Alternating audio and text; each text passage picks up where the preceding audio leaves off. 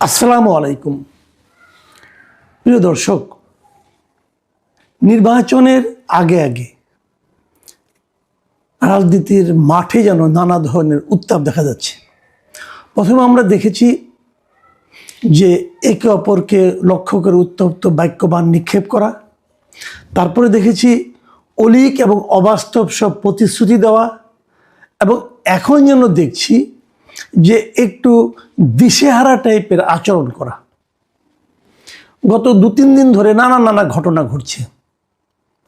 প্রথম দিকে ধারণা করা হয়েছিল যে জামায়াত কোনো পাত্তাই পাবে না, বিএনপি একচেটিয়াভাবে জিতে যাবে। পরে একবার মনে হচ্ছিল জামায়াত বোধহয় খুব গুছিয়ে নিয়ে খুব গোপন কিছু ভোট পেয়ে মানুষের মধ্যে প্রচুর একটা সম্ভাবনা তৈরি করে এবং ধীর স্থিরভাবে তারা সামনের দিকে অগ্রসর হচ্ছে। এখন আবার দেখা যাচ্ছে জামাতের মধ্যে একটা দিশেহারা ভাব, মানে জামাতের নেতৃবৃন্দ যারা আছেন তাদের কথাবার্তায় এক ধরনের লাগাম ছাড়া ভাব এবং এক ধরনের মানে লজিক ছাড়া কথাবার্তা। তো এগুলো কি জামাতকে বুঝতে পেরেছে তাদের অবস্থা হঠাৎ করে খারাপ হয়ে যাচ্ছে, যেটা কয়েকদিন আগেও সম্পূর্ণ উল্টো ছিল? এই সমস্ত প্রশ্ন মানুষের সামনে আসছে। জামাতের যে কথাটা নিয়ে আজকে আমি আলোচনা করব, আপনারা সবাই জানেন গত 2-3 দিন ধরে জামাতের আমিরের একটা প্রসঙ্গ নিয়ে খুব আলোচনা হচ্ছে। ওনার এক্স হ্যান্ডেলে উনি যারা নাকি কর্মজীবী নারী তাদের সম্পর্কে কি বলেছেন, একটা খুবই আপত্তিকর শব্দ ব্যবহার করেছেন, যেটা হয়েছে এবং এটা নিয়ে ওনাদের পক্ষ থেকে বলা হয়েছে যে এটা ওনার অ্যাকাউন্টটা হ্যাক করা হয়েছিল এবং হ্যাক করার মাধ্যমে এটা করা হয়েছে। কিন্তু হ্যাক করার পক্ষে তারা যে সমস্ত যুক্তি দেখিয়েছে সেগুলো নিয়ে আবার কেউ সন্দেহ পোষণ করেছেন। এগুলো নিয়ে নানা আলাপ। এটা নিয়ে আমি খুব বেশি কিছু বলিনি এই কারণে আমি মনে করি যে জামাতের আমির যদি ওই একটা শব্দ কেবল বলেন, কেবল ওই শব্দটা নিয়ে আলোচনা করার কোনো আমি দরকার মনে করি নেই, কারণ উনি তো অস্বীকার করেছেন। অকাট্যভাবে প্রমাণ না হওয়া পর্যন্ত আমি ওনার অস্বীকারটাকে মেনে নিতে পারি। কিন্তু উনি আল জাজিরাকে যে সাক্ষাৎকার দিয়েছিলেন সেখানেই তো উনি নারী নেতৃত্ব নিয়ে ওনার অবস্থান ক্লিয়ার করেছেন। ওটা ক্লিয়ার করার পর ওই একটা শব্দ ব্যবহার হলো কি হলো না তাতে তেমন কিছু যায় আসে না বলে আমার কাছে মনে হয়েছে। জামাতের আমির আরেকটা কথা বলেছেন মাঝখানে একদিন আগে, সেটা হলো উনি হাটহাজারী যে চট্টগ্রামে যে কর্নেল অলি যে দল এলডিপিতে এখন ওনাদের জোটের সঙ্গে আছে, সেই জোটের প্রচারে করতে যেয়ে উনি বলার চেষ্টা করেছেন যে কর্নেল অলি নাকি প্রথম স্বাধীনতার ঘোষণা দিয়েছেন, অথবা উই রিভোল্ট এই ধরনের একটা কথা বলেছেন, যে এটা থেকে প্রমাণ করা যায় যে উনি প্রথম বিদ্রোহ করেছেন। এই ধরনের কথাবার্তা, মানে নতুন করে ইতিহাসের নতুন এক অধ্যায় উনি শুরু করতে চাচ্ছেন। অনেকে আবার রসিকতা করে বলছেন যে 2 দিন যেতে দেন, সে দেখবেন যে উনি বলবেন, হয়তো ওনারা বলবেন যে গোলাম আজমই হয়তো স্বাধীনতা ঘোষণা করেছেন। দেখেন, একটা জিনিস কি, অনেক কিছু ঘটবে, সকল ঘটনার দায়িত্ব নিজের কাঁধে নিয়েন না, পারবেন না। আপনার কাঁধ এত প্রশস্ত হয় নাই যে 71 সালে জামাতে ইসলামের পক্ষে থেকে, জামাতে ইসলামের যারা চালিয়েছে, যাদের যে নেতারা ছিলেন, ওনারা যে কাজ করেছে সেই ভার আপনি বহন করতে পারবেন এমনটা মনে করার কোনো কারণ নেই। বরঞ্চ ওই ভার ঝেড়ে ফেলে দিন, তাহলেই ভালো করবেন। অত ওজন নিয়ে দৌড়াতে পারবেন না।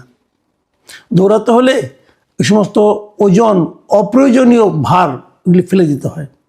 ওটা আপনার জন্য কোনো বাড়তি মাইলেজ যোগ করবে না।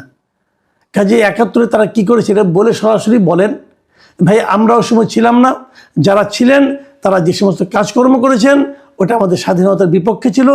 আজকে এত বছর পরে এসে আমরা বুঝতে পেরেছি ওটা ঠিক হয় নাই, ওনাদের কৃতকর্মের জন্য আমরা ক্ষমা চাচ্ছি জাতির কাছে, বলে ফেলেন। এ বললে আপনার কোনো ক্ষতি হবে না, বরং আপনার লাভ হবে। যাই হোক, আমি ওনাকে পরামর্শ দেওয়া আমার কাজ না। আমি আজকে যে কথাটা নিয়ে আলোচনা করব, এবং এটা খুব সিরিয়াস ব্যাপার এই কারণে যে আজকে আমরা দেখলাম একটা জিনিস, একটা ভিডিও আমার কাছে একজনে পাঠিয়েছেন, প্রায় 15 মিনিট 9 সেকেন্ডের একটা লম্বা ভিডিও। সেই ভিডিওতে দেখা গেল যে ঢাকা 17 আসনের যিনি প্রার্থী, জামাতের প্রার্থী মিস্টার খালিদুজ্জামান, ডাক্তার খালিদুজ্জামান, ওনার এই ডাক্তার লিখতে পারেন কেন এটা নিয়ে আলোচনা আছে। যাক, সে আলোচনায় আমি যাচ্ছি না, মিস্টার খালিদুজ্জামানই ওনাকে বলছি। তো উনি ক্যান্টনমেন্টে ঢুকতে গিয়েছিলেন এবং ক্যান্টনমেন্টে ঢোকার সময় তাকে ক্যান্টনমেন্টের গেটে, জাহাঙ্গীর গেটে, ওখানে যে এমপি থাকে, মানে মিলিটারি পুলিশ থাকে, ওনারা তাকে আটকিয়েছেন। আটকিয়েছেন এই কারণে ওনারা সবাইকে আটকান, জিজ্ঞাসা করেন কোথায় যাবেন, কেন যাবেন, জানতে চান। ওনার সঙ্গে গানম্যান ছিল, খালেদুজ্জামান সাহেবের সঙ্গে গানম্যান ছিল। এমপির যে বক্তব্য, মানে ওখানকার ক্যান্টনমেন্টের পুলিশের বক্তব্য, যে ক্যান্টনমেন্টের ভেতরে বেসামরিক কেউ গানম্যান নিয়ে যেতে পারবেন না, অথবা কোনো অস্ত্র বহন করা যাবে না। তাদের বক্তব্য ছিল যে এমপি সাহেব যান ভেতরে, কোনো সমস্যা নেই। এমপি সাহেব মানে এমপি পদপ্রার্থী যিনি, উনি যান, খালেদুজ্জামান সাহেব যাবেন, ওনার সঙ্গে যারা আছে সবাই যাবেন, কারণ ক্যান্টনমেন্ট এরিয়াটাও তো কিন্তু ঢাকা 17-এর মধ্যেই পড়েছে, তাদের সবাই যাবে, ওনাদের কোনো আপত্তি নেই। কিন্তু বন্দুক যেতে পারবে না, মানে একটা অস্ত্র ভিতরে ঢুকতে পারবে না, এই ছিল বক্তব্য। খালেদুজ্জামান সাহেবের বক্তব্য ছিল উনি ক্যান্টনমেন্ট পার হয়ে ক্যান্টনমেন্টের ও পাশে যাবেন, হয়তো ওই আপনার বালুঘাট টালুঘাট যে এলাকাগুলি আছে ওদিকে যাবেন, অথবা কচুক্ষেত যাবেন, যেদিকে যাবেন। তো ওখানেও তার গানম্যান লাগবে, কারণ ওখানে ক্যান্টনমেন্টের পক্ষ থেকে বলা, পুলিশ আর্মির পক্ষ থেকে বলা হচ্ছিল ক্যান্টনমেন্টের মধ্যে তো আপনার নিরাপত্তা আমরাই দিচ্ছি, আপনার গানম্যান লাগবে না। ওনার বক্তব্য বলো ওপারে গেলে তো আমার নিরাপত্তা প্রশ্ন, লোকজন তখন আমাকে মারতে পারে, তো তখন তো আমার গানম্যান লাগবে। এই বাহাস অনেকক্ষণ চলেছে, এটা নিয়ে বিতর্ক হতে পারে। খালেদুজ্জামান সাহেব অবশ্যই বলতে পারেন, ওনার সে বলার অধিকার আছে যে এই এলাকায় তো আমি নির্বাচনের প্রচারণা চালাবো, তাহলে আমি এই এলাকা পার হয়ে ক্যান্টনমেন্টের ওপারেও তো আমি যাবো, সেখানে তো আমাকে, তাহলে ওই গানম্যান আমি ওখানে পাবো কোথায়? Logical question. কিন্তু ক্যান্টনমেন্টের একটা নিয়ম আছে যে ওখানে কেউ অস্ত্র নিয়ে যেতে পারবে না, তারা তাদের নিয়ম পালন করছেন। এই হলো বিরোধের কারণটা। বিরোধটা নিয়ে আমার তেমন কোনো বক্তব্য নেই, এটা আইন যা বলে সেটা হবে, কোনটা আইনি কোনটা বেআইনি এটা আমি এই আলোচনায় আনতে চাচ্ছি না। আমার আনতে চাওয়া যে ব্যাপারটা সেটা হলো খালেদুজ্জামান সাহেবের আচরণটা, ওনার হম্বিতম্বি করার যে প্রবণতা, হম্বিতম্বি করার জন্য যে বডি ল্যাঙ্গুয়েজ, যে ভাষার উনি ব্যবহার করেছেন, সেটা আমার কাছে আপত্তিকর মনে হয়েছে। উনি এমপি যিনি দায়িত্বপ্রাপ্ত আছেন, উনি কিন্তু সিদ্ধান্ত দেওয়ার অধিকার রাখেন না। আসলে ওনাকে যে সিদ্ধান্তগুলি দেওয়া হয় উনি সেটা কেবল পালন করেন। তার সঙ্গে হম্বিতম্বি একজন এমপি পদপ্রার্থী কেন করবেন? একজন সংসদ সদস্য পদপ্রার্থী উনি তো এখানে নির্বাচনে ভোট পেলে সংসদ সদস্য হতে পারেন। ওনার বিরুদ্ধে এখানে আছেন তারেক রহমান, উনি তারেক রহমানকে হারালে উনি তো এখানে সংসদ সদস্য হবেন। কাজেই উনি এই ইলেকশনে উনি জিততেও পারেন, এটা মাথায় রেখেই তো উনি আচরণ করবেন, সেরকম আচরণ করবেন। জনগণ দেখবে যে এই ভদ্রলোক জিতলে পরে কী করবে। কিন্তু উনি যে আচরণটা উনি করলেন, সে আচরণটা কি ভদ্র জনচিত হয়েছে? দেখুন উনি ওখানকার মিলিটারি পুলিশের সঙ্গে কি বললেন, আমি কতগুলি কথা বলি। উনি নিজেকে তুলনা করলেন তারেক রহমানের সঙ্গে। উনি বললেন আপনারা তো গান নিয়ে বসে আছেন, তারেক জিয়ার ক্ষেত্রে আপনারা তো জিহ্বা দিয়ে রাস্তা চেটে ফেলতেছেন, আমরা কেন যেতে পারবো না?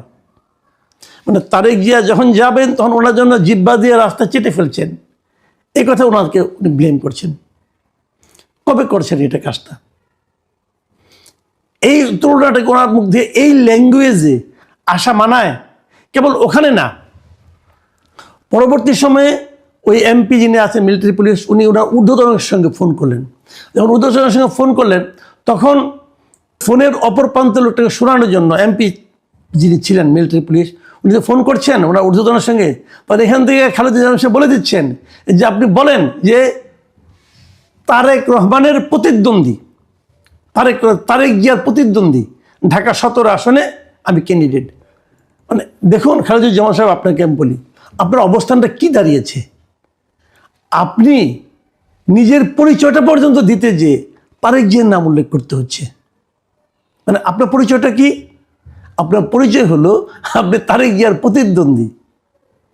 মানে আপনার নিজস্ব পরিচয়ে আপনি মানে নিশ্চিত হতে পারছেন না যে আপনাকে চিনতে পারবে কিনা।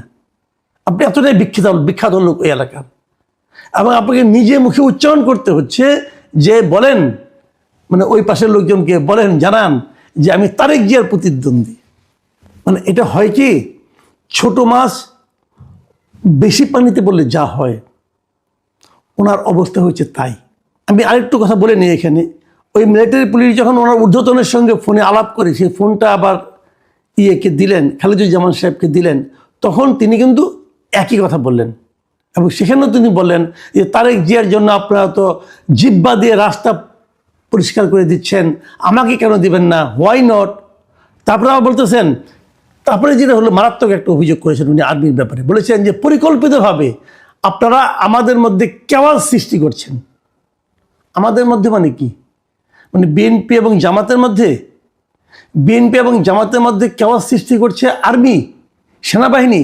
উনি আবার এই হুমকিও দিলেন যে উনি নাকি এটা নিয়ে সেনাপ্রধানকেও কমপ্লেন করবেন, সেনাপ্রধানকেও জানাবেন। এবং উনি দায়ী করলেন কাকে?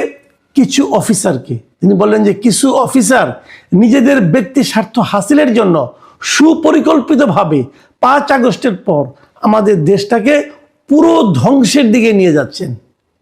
আমি সেনাপ্রধানের কাছে এটা কমপ্লেন করতে চাই। ভাবুন, তার মানে উনি সরাসরি বললেন যে 5 আগস্টের পরে এই দেশটাকে পুরোপুরি ধ্বংসের দিকে নিয়ে যাচ্ছে কিছু সেনাবাহিনীর অফিসার। এটা যদি সত্য হয়, ওনার অভিযোগ যদি সত্য হয়, তাহলে তো তাদের বিরুদ্ধে অ্যাকশন নেওয়া উচিত। এটা ভয়ঙ্কর কথা কিন্তু। তাহলে তো দেশটা বিপদের মধ্যে আছে। সেনাপ্রধান এগুলি দেখেন না কেন? এবং উনি যখন বলছেন আমি সেনাপ্রধানের কাছে কমপ্লেন করব, তার মানে কি? এটুকু বোঝা যাচ্ছে ওনার কথা থেকে যে ওনার সঙ্গে সেনাপ্রধানের প্রায় কথাবার্তা হয় এবং সেনাপ্রধানের কাছে কমপ্লেন করার মতো অবস্থায় উনি আছেন। সেনাপ্রধান এখন কী করেন আমরা দেখি। ওনার কমপ্লেন যদি সত্য, একজন এমপি ক্যান্ডিডেট, কিন্তু ওই এলাকার এমপি ক্যান্ডিডেট, তিনি যদি বলেন যে এই সেনাবাহিনী মানুষের মধ্যে একটা কেওয়াস সৃষ্টি করার জন্য কাজ করছে, কিছু অফিসার দেশটাকে ধ্বংসের দিকে নিয়ে যাচ্ছে, এই কথা যদি উনি বলেন এবং সেটা যদি সেনাপ্রধানকে উনি কমপ্লেন যেহেতু করতে চেয়েছেন, নিশ্চয়ই এতক্ষণে করে ফেলেছেন। আমি দেখতে চাই সেনাপ্রধান কী ব্যবস্থা নেন সেই কতিপয় অফিসারের বিরুদ্ধে, যে অফিসারগুলো সারা দেশটাকে ধ্বংসের মুখে ঠেলে দিচ্ছেন বলে এই আমাদের খালেদুজ্জামান সাহেব অভিযোগ করেছেন। খালেদুজ্জামান সাহেব আর একটা কথা বলেছেন, যেটা বলে আমি আলোচনাটা শেষ করব। উনি শেষ দিকে বলেছেন একটা কথা, আমি ওটাও আপনাদেরকে পড়ে শোনাই। উনি বলেছেন, শোনেন, এই সময় বুঝছেন সব সময় থাকে না, আপনাদের সময় সব সময় সমান যায় না। বহু বড় বড় অফিসাররা 5 আগস্টের পর পা ধরেছেন আমাদের কাছে গিয়ে, আমি কিছু বলিনি। আমরা এমন কুকুরের মতো পা চাটা হইনি। ঠিক আছে?